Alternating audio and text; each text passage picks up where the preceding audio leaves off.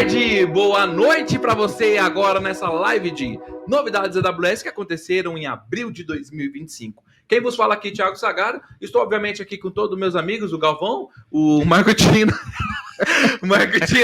e o Paulo Andreasa aqui para falar comigo sobre as novidades que aconteceram na AWS no último mês, tá? Obviamente estou aqui do meu lado esquerdo, o senhor Robson Lomba, ninguém conhece como Robson, o nome dele era Robson hoje.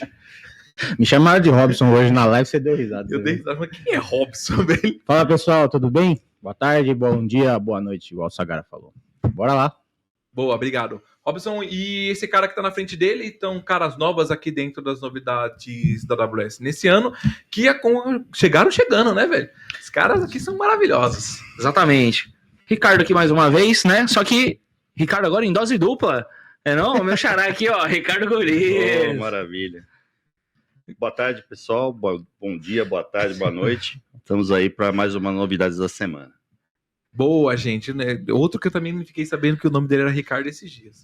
Trabalha com Golias há uns 5 anos. Nem o Ricardo se chama Ricardo, o Ricardo chama... Nem minha mãe me chama de Ricardo. É igual o Laerte, cara, todo mundo chama de Laerte. Só minha o mulher nome certo é Ricardo quando ela tá brava. É sobre isso. Bora lá, turma. Vamos lá, a gente vai falar de informações, Sagarinha. Hoje, para vocês aqui na live, né, a gente tem um contexto diferente dentro da live, então se vocês acompanharam todas as novidades que saíram durante o mês, a gente foi falando sobre, cada um falou sobre um tema específico, e dentro da live a gente vem debater, colocar as ideias aqui na mesa, mostrar pra gente as novidades, pra gente conseguir debater o quão longe, né, ou quão interessantes são essas novidades. Então a gente vai fazer uma dinâmica aqui hoje, cada um vai falar das suas principais novidades, e a gente vai tentar comentar sobre as novidades que lançaram. Começando por esse que vos falam, tá? Eu vou trazer a primeira novidade aqui pra vocês. Voz do Além, taca na tela. Boa. Obrigado, deixa eu aumentar aqui. Novidade para vocês, que é do Code Build. A AWS lançou bastante coisa do Code Build no mês passado, tá? Na verdade, das 4 novidades que eu trouxe aqui para comentar, 2 delas é sobre o Code Build. E o que é bom, né, para mim, tá? Eu ainda não engoli a AWS, não tá passando por mim a AWS esquecer o Code Commit ainda. Mas o Code Build tá aí firme e forte, e a novidade aqui fala sobre o caching, basicamente, que você conseguiria fazer, né? Antes da novidade, você conseguia fazer cache dentro do build, mas você não conseguiria armazenar ele no S3, o que na prática você não conseguiria reaproveitar ele em outros builds, né? A novidade que agora é você consegue falar quais são os caches, as libs, por exemplo, que você está instalando. Então você vai instalar lá no seu build spec, você colocou no NTP, você vai instalar a build do JSON, vai instalar a build de pandas, vai instalar, enfim, você vai instalar várias builds. Aqui você consegue armazenar o cache dentro do S3. E aí, se você precisar reutilizar esse cache em outra build, você consegue. Ou se você quiser falar que apenas aquele cara vai usar esse cache no seu build-sec, você também consegue. Então, o fato de você armazenar o cache dentro do S3 te dá poder para trabalhar ali entre outras builds, ou você só alterar, falar assim, cara, essa build... ou essa parte dessa build vai usar só parte desse cache, você também consegue fazer isso dentro da novidade. Que para mim foi maravilhoso, né? Bom demais, lembrando que o S3 é um dos serviços mais resilientes da AWS ali, um SLA altíssimo. Né? Sim, chega a 8 ou 7 noves. Eu acho que o único que deve estar acima dele é o melhor serviço da AWS. Qual é? O Route 53. Route 53, melhor disparado serviço da AWS.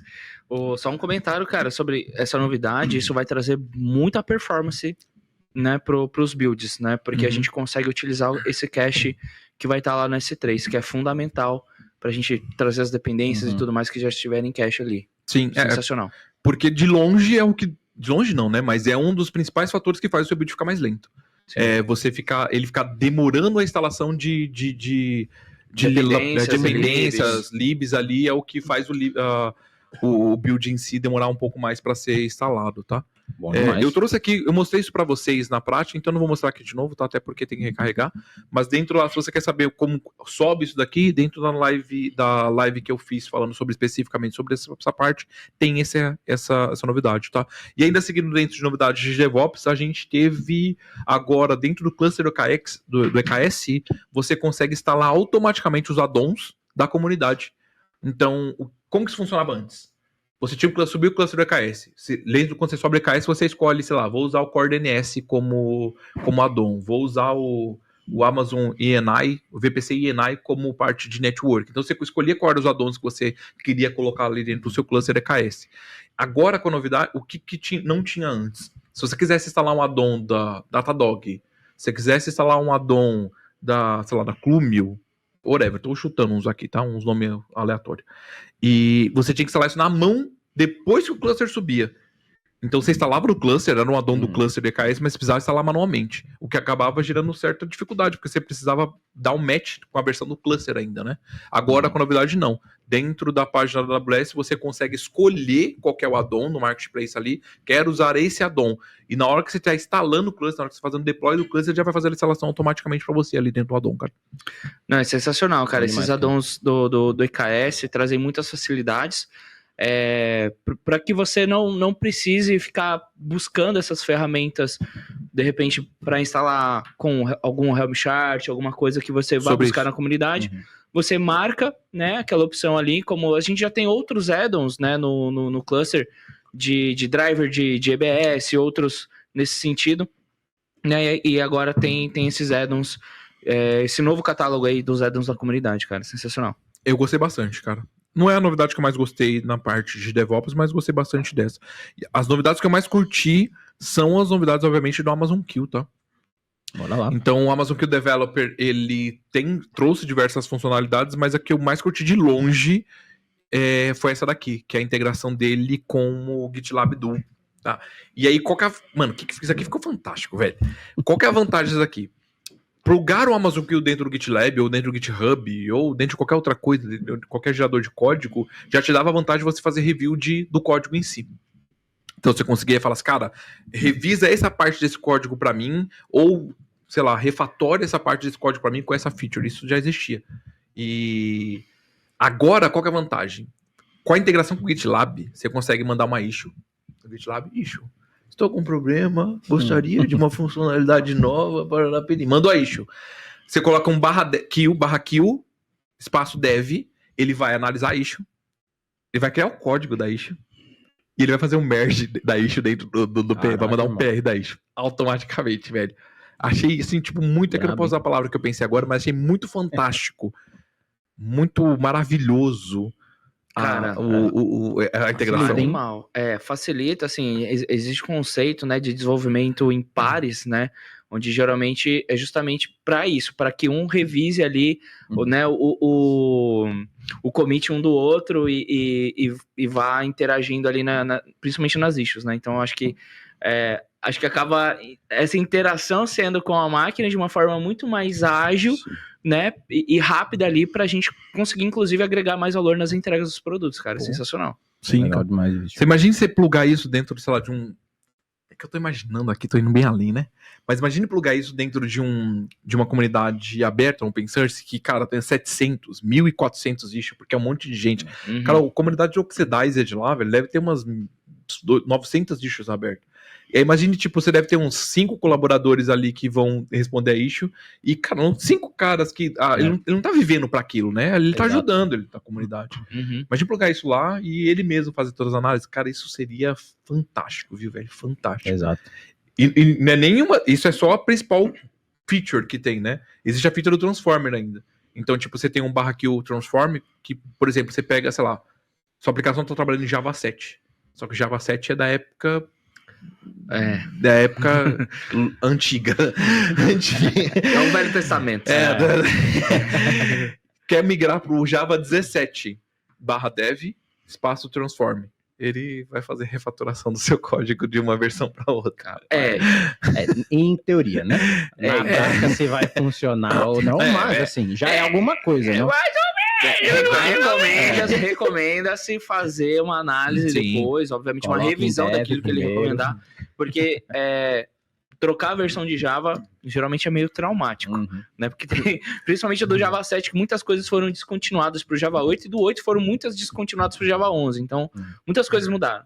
Então tem que fazer essa revisãozinha assim. Boa. Mas deve te dar um bom roadmap ali, né? Deve te dar uma visão boa do que tem que ajustar. Pelo menos você não começa do zero, exato, né? Exato. Exatamente. Qualquer atualização tende a dar problema. Então, assim, sempre é olhar aquela lei de Murphy, né? Se tem algo que talvez dê errado, cara, provavelmente vai dar errado. Então, assim, não sobe direto pra prod, cara, tem uma lei né? de médico, é isso, né? Tem um esquema de... tem uma regra, não. Se a der errado, não. Dar errado? Como tipo, se você ver listras, isso, imagine cara. zebras. Eu acho que é uma coisa assim. que é basicamente assim, se você tá vendo todos os sintomas do paciente, não imagina que é tipo o House, né? É lupus.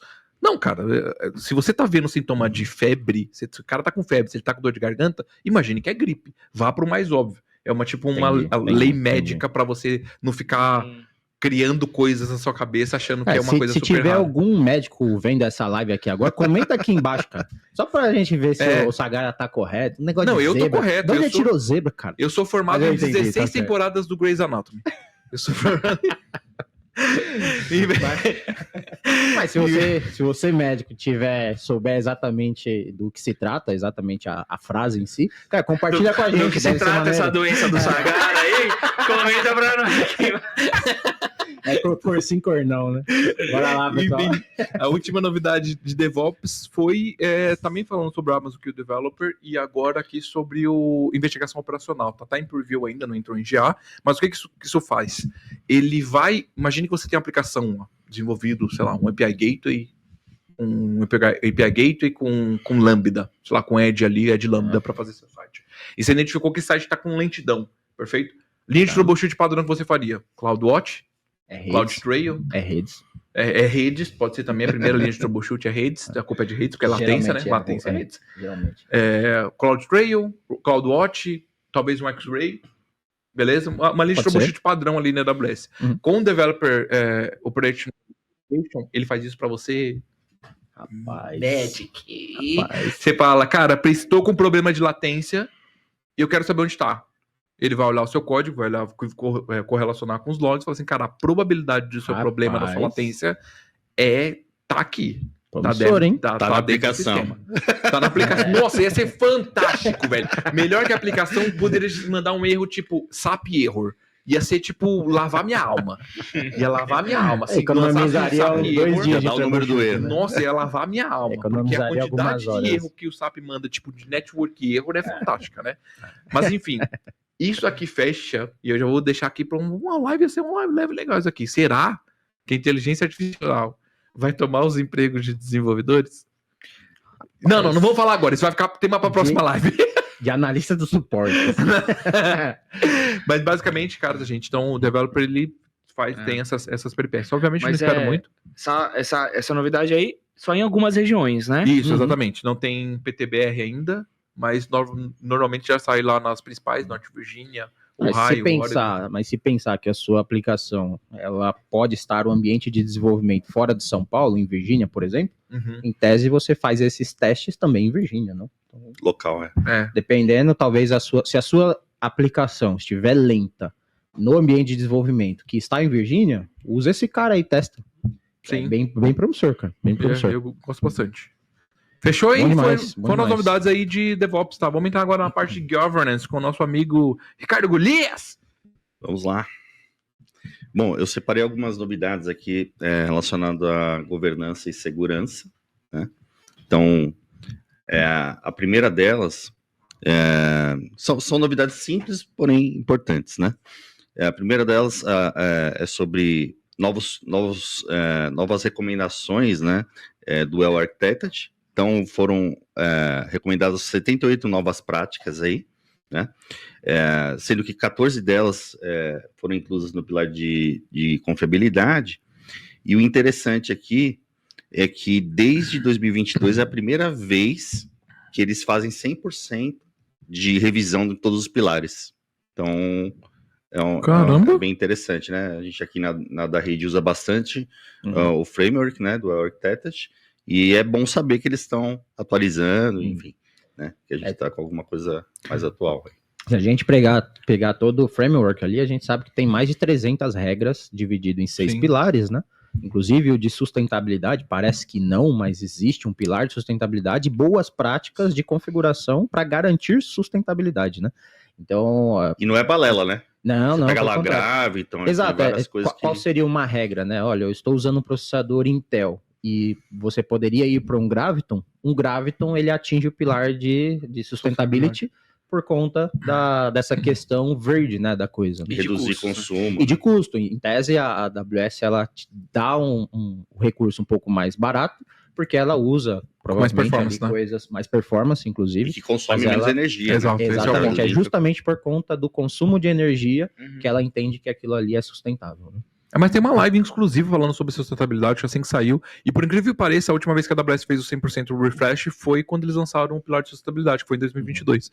Então, e eu ia comentar, eles voltaram para 78 best practices.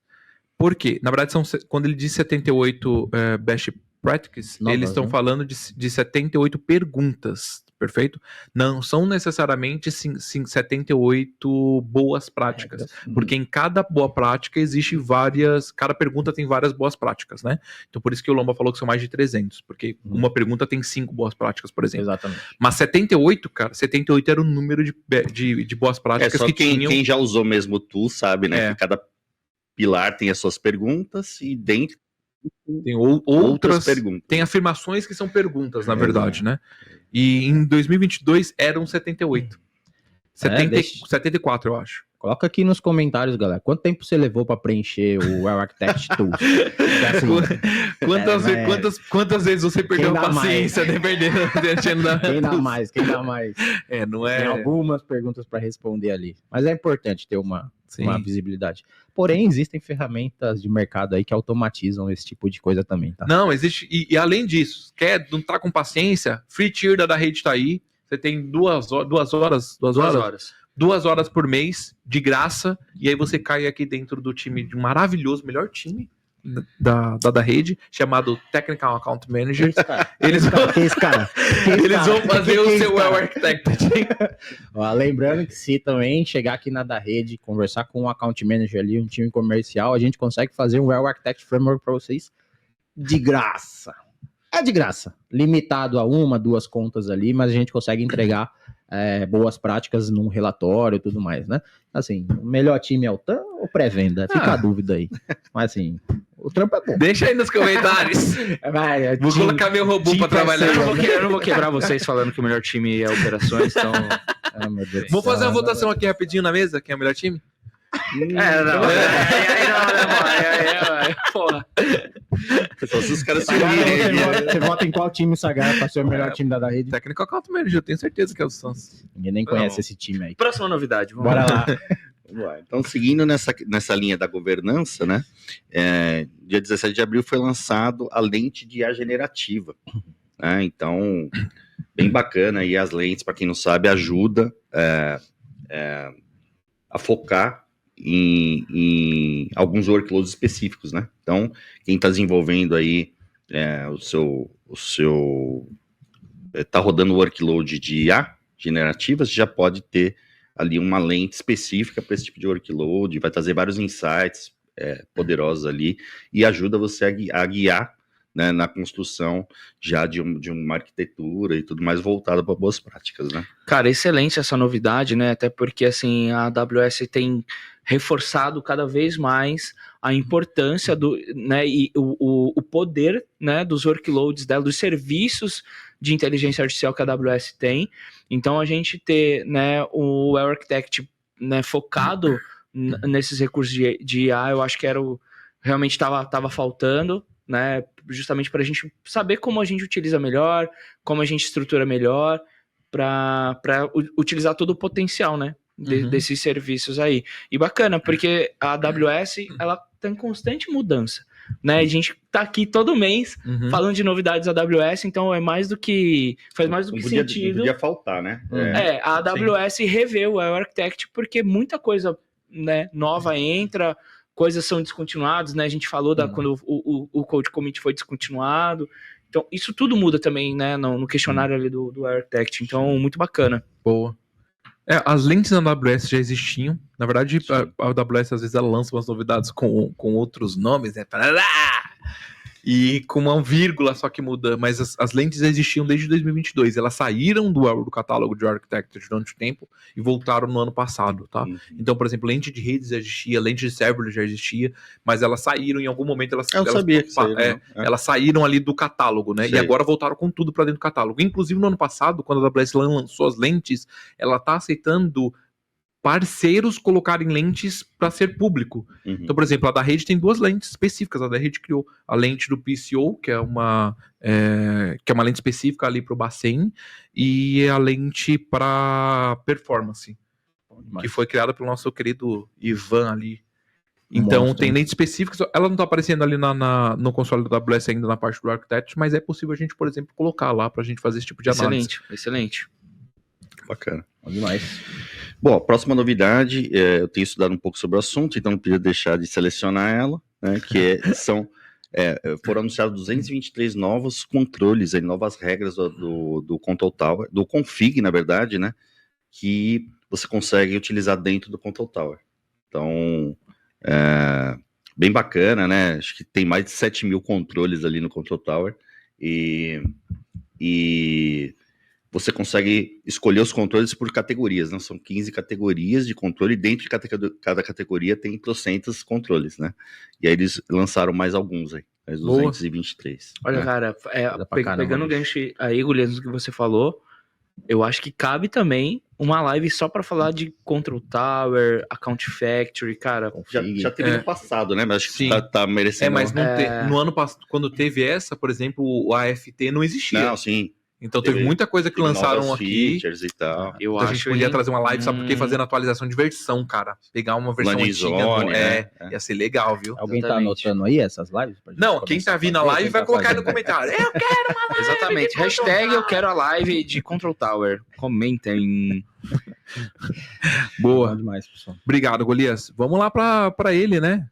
O garoto indo além. Vamos lá. Indo além, então, Tua nas cara esse novidades. serviço, cara. Tua cara esse serviço. Vamos lá. Sem piadinha, hein, Lombo, que eu não tô paciência com você hoje, não. Que isso, cara? Muito obrigado. Do Neida.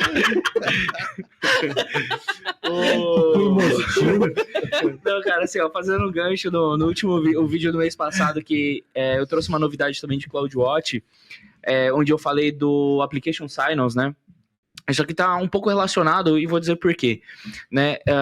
Essa novidade traz aí pra gente que o CloudWatch Agent agora é suportado no serviço de Red Hat OpenShift na AWS, né? Carinhosamente apelidado aí de Rosa, né?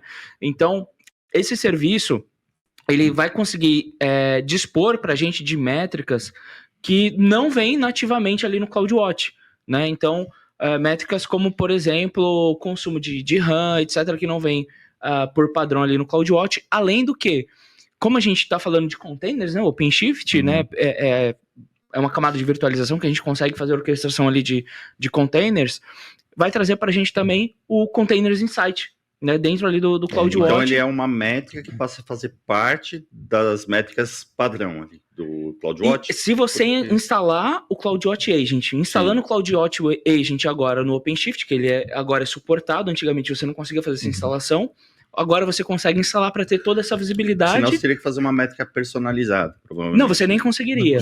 Você não conseguiria coletar essa métrica.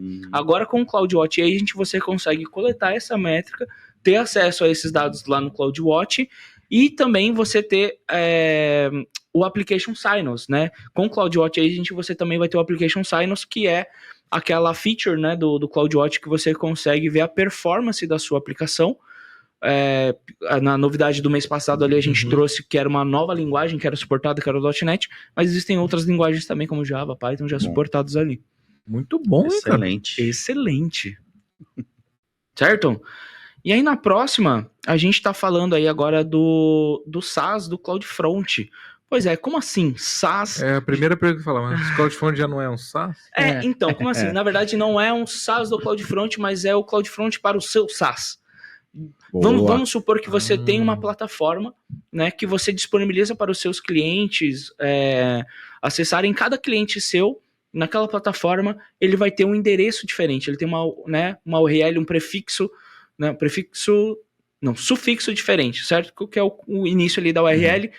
E você precisa, né, aproveitar as suas regras, as suas políticas de cache, enfim. Porque senão o que acontece? Sempre que você tem um domínio diferente, provavelmente, e você tem regras diferentes, você precisa ter uma distribuição de CloudFront diferente para cada uma delas. O que vai encarecer, fora a gestão, que se você, cara, você tem muitas, fica muito custoso você fazer a gestão disso, né? Então agora com essa feature do CloudFront, você consegue ter uma única distribuição atendendo diversos perfis, diversos comportamentos ali que você queira colocar no CloudFront, né? Tanto que lá na console, né? Para quem não assistiu, assiste lá a live, o vídeo, né? Que eu falei sobre essas novidades aqui. Você consegue ter ali na console, tá identificado como multi-tenant, né? Que são os multi-perfis ali, ele já dá é auto-explicativo na hora que você vai configurar. Mas eu já não consigo colocar mais de um domínio no CloudFront antes? Você conseguiria colocar mais de um domínio, né? Ali no Custom Domains, né? Para responder pelo mesmo CloudFront. Porém, você teria as mesmas regras ali. Se você fizesse uma alteração de uma política, alterava para todo mundo. Agora não, agora você consegue ter políticas de cache, por exemplo, diferente, exato. Só que utilizando o mesmo distribution do CloudFront. Então, teoricamente, eu conseguiria eliminar, em vez de ter uma distribuição para... É como se você tivesse uma única distribuição com vários perfis. Sensacional, hein, cara? Puta, dá pra gente fazer umas Sensational. brincadeiras com isso aí, cara. Não é? Muito louco. Dá pra gente fazer umas brincadeiras com isso aí. Começa com seus clientes, né? Amanhã, Gurias, tem uma missão pra você. Muito Boa, bom. muito bom, cara. E aí, partindo para a próxima, é uma novidade aí sobre o Beanstalk, né? Uma novidade relativamente simples, mas que traz muito ganho para o nosso dia a dia. Para quem não conhece o Elastic Beanstalk, né? Acho que a gente já falou bastante aqui em outros vídeos, pode procurar aí no canal, viu? Sem preguiça, procura aí. A gente falando sobre o Elastic Beanstalk, ele é uma ferramenta que ajuda a gente a provisionar e gerenciar recursos de uma forma muito mais prática, né? Ele provisiona ali praticamente um conjunto ali de serviços já pra gente ter um lugarzinho ali pra gente poder gerenciar tudo, etc. É o amigo do Dev, né? É o amigo do Dev. O Dev quer subir uma aplicação, ele já sobe ali os recursos de infraestrutura, sobe um load balancer, se você quiser subir um banco de dados, ele sobe também. Enfim, e para atualizar isso, você vai ficar subindo o pacote, atualizando o pacote lá, ele provisiona e faz o rollout automaticamente para você, né?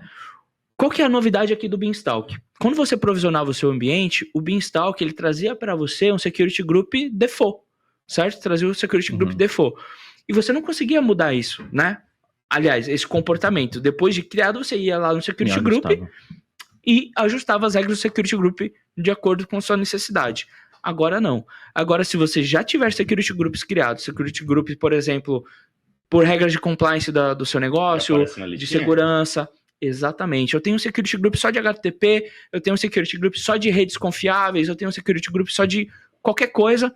Na hora de você criar o seu Beanstalk, ou se você já tem um Beanstalk criado e quer adicionar Security Groups que você criou agora, ou enfim, ou já existem, você consegue ir lá e editar isso. E antigamente não dava para fazer.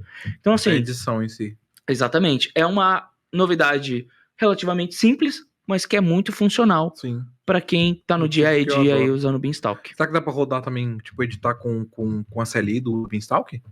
O EB lá? Sim, porque agora, tipo, na console ali tá aparecendo, né? Na hora de você vai criar, ele aparece a parte do Security Group, você escolhe. Igual quando a gente cria um Load Balancer, se você criar um Security... Você tá na telinha, criou um Security Group novo, aí tem o botãozinho de atualizar, você atualiza, ele já aparece lá. Pra você escolher. Na lista. Entendeu? Ele já aparece não, mas eu digo na CLI. Então, exatamente. Como na console que faz a interação com a API lá da AWS, provavelmente na CLI também é possível a gente fazer os mesmos comandos ali scriptando para que ele possa. Que acaba sendo a maior vantagem, né? Exatamente. Ele tem uma CLI exclusiva dele, né? O EB. Sim. E é por isso que ela é tão boa para desenvolvedor, porque ele não tem interação nenhuma ali. Pode não ter. Se ele quiser não ter, ele não precisa de interação com a console, né? Só ele vai dando os comandos ali via código mesmo. Exato. Muito bom, viu? Vamos para a última, Cairinho. Por último, mais ou menos importante, né? A gente falando aí que agora o API Gateway lançou um suporte para Dual Stack, né? Então o Dual Stack, que é muito conhecido aí em vários recursos da AWS, como por exemplo Application Load Balancer, né, CloudFront, enfim.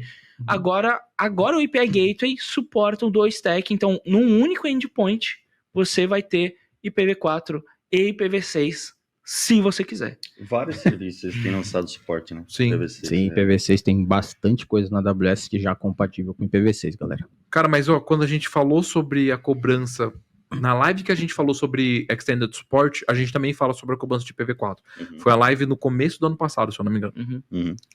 E a gente tinha cantado essa bola. Falou assim, cara, se a AWS vai começar a cobrar IPv4, né? Vai pro 6 logo.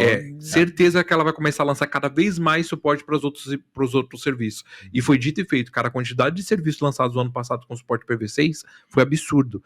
A gente trouxe aqui, o Cairo trouxe de IPv4, mas dentro das novidades lá de DevOps tem SNS e SQS que já estão com suporte para IPv6. Então tem vários, se você entrar aí no aws.amazon.com/new e você só colocar IPv6, a quantidade de serviços que estão suportando IPv6 nos últimos anos foi bem absurda. Assim. Exatamente.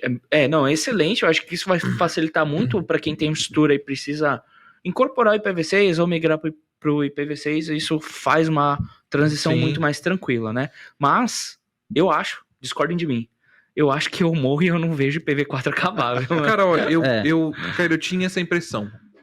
Eu sempre achei que era fake news, velho. Sempre achei, mano, IPv6 é fake news, cara, IPv6 é fake news, mas a coisa tá sendo, muito aos poucos, cara. E a gente não tá percebendo, saca? Cara, se você pensar em AWS... Tá desde 2001 acontecendo isso? Cara, eu comecei em redes em 2007, eu acho que tá nessa... Se você for ver, né, quem tá usando mesmo, quem vai fazer essa mudança, cara, é o cara de redes que vai pensar, cara, tá suportando. Uhum. Por que eu vou pagar, né? Sim. Eu acho que esse é a ponto de virada. A partir do momento que a AWS cobra você para usar o IPv4, que, assim, na sua rede local, na sua LAN, você não vai utilizar um IPv6, pode até usar, mas assim, você não tem como ser cobrado por isso. Mas a partir do momento que a AWS coloca, a AWS e outros vendors, tá? Não só a AWS, mas te cobra para você usar um IPv4 público, cara, por que não utilizar um IPv6 se for mais barato? Sim. Qual que é o impacto na prática? O impacto é zero. A diferença é vai mudar o host DNS para um host A para um host AAA. Entendeu? Assim, é só uma questão de apontamento. Deixa de preguiça, vai economizar custo. Não, e eu vou além, tá? Nossa, usei a frase do Caio. Cara, você usando o Dual Stack, dentro do DNS, automaticamente ele escolhe IPv6. Ponto. Então, se você está usando o API Gateway com Dual Stack, mesmo se você chamar o caeiro.com.br, ele vai primeiro tentar traduzir para V6 antes de traduzir para V4. Então, por isso que eu comentei que a mudança, cara, sobretudo a mudança dentro da AWS, vai acontecer, eu acho que de forma totalmente natural, e a gente nem vai perceber isso acontecendo. Mas enfim. Caeiro.dev. Vamos agora falar sobre ele, Lomba. Que bela Lomba. Bora lá, turma. Bom, novidades aí do mês, aqui a gente tem uma novidade desse mês mesmo, de mês de maio. Algumas pessoas podem me perguntar, mas não existe já M8i, M8G para RDS? Existe, porém não em São Paulo, tá? Então agora temos a versão de máquina M7G e M7i, a diferença do I para o G, qual é, Golias? Quando a gente tem máquinas I, uma Graviton é a G, né? Exatamente. E aí? É Intel, exatamente. Intel, então, pessoal, a gente já possui máquinas mais modernas dentro da AWS para RDS, tá? Porém, só para outras regiões, exceto São Paulo. Para São Paulo, saiu recentemente aqui as máquinas M7GI, M7G ou I, e também as máquinas... Intel, né? Exato. E as máquinas Rs, tá? Então, máquinas R7G e R7I também disponível agora para você utilizar dentro do seu RDS. Bacana. Acho que a recomendação, galera, como banco de dados, principalmente gerenciado pela AWS como RDS, que é, cara, sensacional esse serviço, eu acredito que escolham sempre pelo G. Sim, não tem que ter escolham, sim. Porque a diferença é uma arquitetura de processador, né? Um é x86, o outro é arquitetura ARM. Porém, como é um serviço gerenciado da AWS, você não precisa se preocupar se o sistema operacional, a aplicação, suporta. Exatamente. A AWS já resolveu isso. A AWS já resolveu esse problema para você. Escolha o Graviton, você ajuda o meio ambiente com economia de energia e paga menos na sua conta. Exato. E essa nova versão de máquina, ela promete aí ter uma eficiência de maior CPU, maior de memória também. Então é bastante importante sempre vocês estarem em versões atualizadas. Não façam isso durante o horário comercial, ambiente produtivo, toda aquela boas práticas de atualização, porém façam isso o quanto antes, porque já está Sim. estável, né? Já foi feito o release, fora que fora de São Paulo essa nova estrutura ela já está disponível também, tá? Então, Só um ponto, tá, Lomba? A M8, ela só foi disponibilizada na Graviton, tá? Então ainda não Perfeito. tem M8 dentro de RDS. é só Graviton que a gente precisa mesmo, então... Amém. E aí um ponto importante, se você quiser mudar de família, dentro do RDS tem uma função padrão, não vou dizer que é padrão, mas tem uma função automática chamada estratégia Blue-Green. Então, na hora que você clica lá no RDS, você vai lá no Modify, tem lá, criar uma estrutura Blue-Green. Quando você cria essa opção, o que a AWS faz? Ela clona a sua máquina, ela vai fazer o sync dos dois. O endpoint fica respondendo. Não, a gente são endpoints diferentes. E aí, só que você consegue escolher como que você vai ser o seu green, né? O seu blue é a sua estrutura atual, mas o green você consegue escolher. Você consegue escolher que ele vai ser, tipo, no green você tá trabalhando, sei lá, com PostgreSQL 14, e no green você vai trabalhar com PostgreSQL 17 na M8. Fez todas as alterações, você consegue mandar coisa pra lá. E ele vai fazendo a atualização. Testou tudo, só clica e ele vai fazer É mais um a chaveamento. Então. Canary puro ali. E falando em Postgres 17, saiu a nova versão de Postgres dentro de São Paulo, também na versão 17.4. Acho que eu não te passei o link, Sagarinha, nem precisa assim abrir, mesmo. mas basicamente, eu passei, não tá aí contigo, mas basicamente é a nova versão do Postgres para RDS, tá? Então a gente consegue utilizar ali a versão 17.4. Se tiver dúvidas, né? Como fazer, como, né, estruturar aí essa migração, enfim, chama nós, né? Estamos aqui para isso. Boa, É sobre excelente. E por fim, para a gente finalizar o tema RDS, né? A gente também tem aqui também esse link, não sei se deve estar aí contigo, mas é coisa rápida, Sagarinha, me perdoa. Mas tem aqui, a gente tem o TLS 1.3 disponível agora para Postgres Aurora, tá? Então, se vocês estiverem aí usando 1.2, usem o 1.3. O Pelé.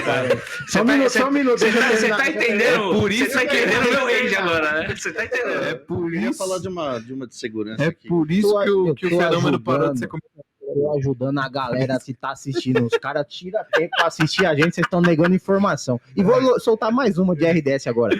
O DBC avançado da AWS. Joga lá no www.aws Amazon/new. Lá você consegue encontrar o GitHub da AWS, um novo ODBC para Aurora, para RDS Postgres, tá? E para Aurora também. Beleza? Tem um novo ODBC lá para atualizar. Foram essas dúvidas. Bora. Bora lá, o que mais? Acho que Elasticache. é tu só, né, mano? Acabamos? Poxa vida. Pô, galera, o pessoal levou mó tempão aqui. Coisa rápida. Elasticache. Elastic Cache for Main Cache, né? A gente agora tem auto-scaling tanto horizontal quanto vertical. Antigamente a gente provisionava ali a quantidade de nodes que a gente achava que iria suportar, deixava isso automatizado não, né? Manualmente provisionado. Exato. E hoje a gente consegue colocar os targets, as triggers ali, de acordo com métricas do próprio CloudWatch. Eu vou falar que na hora que eu vi a novidade, eu falei assim, cara, não tinha mesmo, velho. Então, mas tinha pro Redis. Para Redis. Esse é o ponto. O Redis já tinha, o Memcached não tinha. Exatamente. O ponto aqui é para o Memcached. Sensacional. Então, existe lá o Valkey também, mas essa novidade que foi lançada em 10 de abril é exclusivamente para Elastic Cache for Memcached, que seria ali o Memcached gerenciado da AWS. Beleza? Tanto horizontal quanto vertical, galera. Bom demais. Depende do gosto, então. É isso. Exato. Bom, por fim, pessoal, eu trouxe aqui uma novidade pra gente. Tinha uma novidade de mainframe para fazer uma piada interna aqui sobre DB2, porém não vai dar pra deixaremos para uma próxima. Mas que tem uma piada interna boa da rede de outras empresas fora sobre DB2 com pessoas daqui que é engraçado para quem entende a piada interna, mas bora lá. Sobre o Netune. Eu não sou especialista em Netune. Já mexeu com Netune, Caio?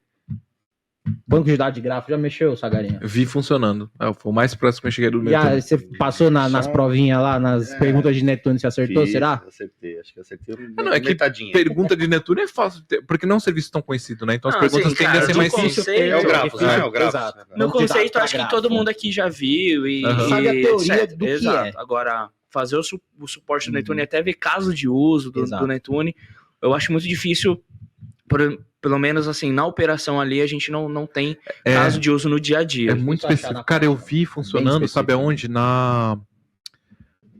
O nosso cliente que era de automóveis lá do Canadá. Posso falar porque o caso é público, tá, gente? Não tem problema. Ufa. Não é público. Esqueci o nome do É um cliente. cliente nosso. Mas era um cliente burrão. alto, ele usou o Neptune para fazer correlação de O Facebook usa, né? Gráfico. Ah, deve Grafos. usar, com certeza. um tipo, né? Não sei se necessariamente Neptune, Essas mas o Big gráfico. Techs devem usar muito. Mas ele usava isso justamente para coletar insights e recomendações dos pilotos frente aos carros que eles estavam produzindo. É Sensacional. bem específico, cara. É muito assim. específico. Mas é um serviço que funciona muito bem, por E isso a agora vai AWS. funcionar melhor ainda. Né? Exatamente, a AWS está aumentando o SLA desse serviço de 99,90 para 99,99.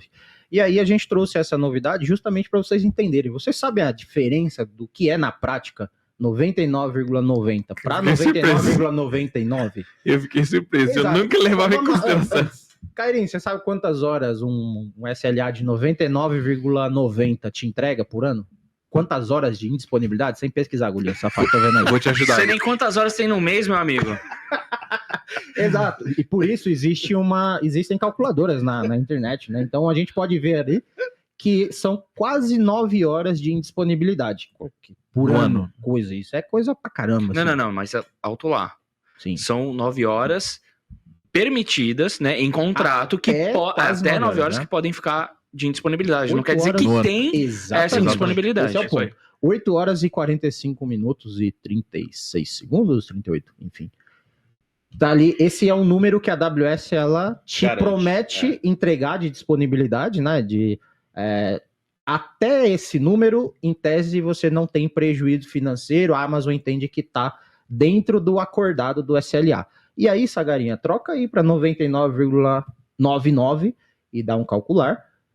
A gente pode ver que abaixa de quase 9 horas por causa de 1,9, vamos dizer assim, de 0,09, a gente vai, cara, dar um salto de menos de 1 hora. Então a Amazon, se você configurar bem o serviço dentro de um multi-AZ, enfim, dentro das boas práticas, ela entende que ela vai ficar menos de 1 hora, menos de 1 hora Qual que é o de serviço mais disponibilidade. resiliente da AWS? Hot 53. Foi falado aqui, 53, comenta aqui embaixo que o Golias não prestou 100%. atenção, brincadeira.